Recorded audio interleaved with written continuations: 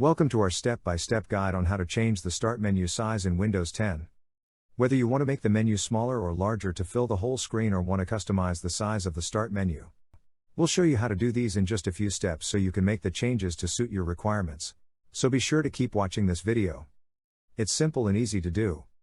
So let's jump into the detail of the video right now. To change the menu to fill the whole of your screen, click on the Start button located in the bottom left corner of your screen. It may be positioned somewhere else on your desktop. The Start menu will appear. Go to the left side of the menu where a cog appears. Click on this to select Settings from the options. Once the Settings page opens, click on Personalization to the right-hand side as shown. This will bring you to a new window with various personalization options. In the left-hand menu, select Start. This will display different Start menu settings. There are various different options to choose from.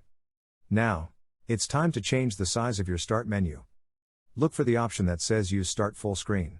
Toggle the switch to on if you want your Windows 10 Start menu to be full size on your screen, or turn it off for a smaller size. You will immediately see the changes applied to your Start menu. Close the settings window.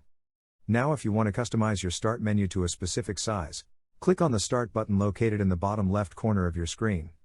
If you want to make the Start menu higher or lower, go to the top edge of the Start menu whilst it's open. You'll see the mouse pointer turn to a double-headed pointer automatically.